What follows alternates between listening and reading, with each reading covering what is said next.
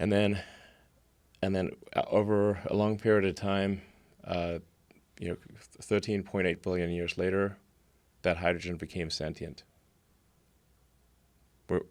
So where along the way where is consciousness? What's the line of consciousness and not consciousness between hydrogen and here? Right. When do we call it? When do we call it consciousness? Yeah. I was watching a video today that we played on a podcast earlier of a monkey riding a motorcycle down the street, jumps off the motorcycle and tries to steal a baby. Yeah, I saw that one. It went viral. What is that monkey conscious? It seems like it is. It seems like it had a plan. It was riding a fucking motorcycle and then jumped off the motorcycle to try to steal a baby. Seems pretty... The one that just dragged the baby down the street pretty far. Yeah. Yeah. Seems pretty conscious. Right? There's definitely some degree of consciousness there.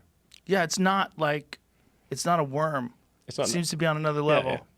Yeah. And it's going to keep going. And that's the real concern when people think about the potential future versions of human beings, especially when you consider symbiotic relationship to artificial intelligence, it will be unrecognizable.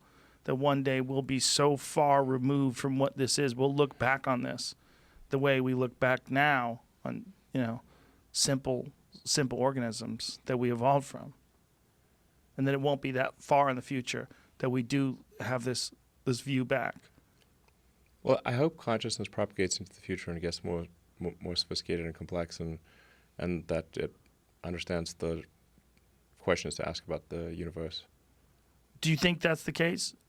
As a human being, as yourself, you're clearly trying to make conscious decisions to be a better version of you, right? This is the idea of like getting rid of your possessions and realizing that you're trying to, like, I don't like this. I will try to improve this.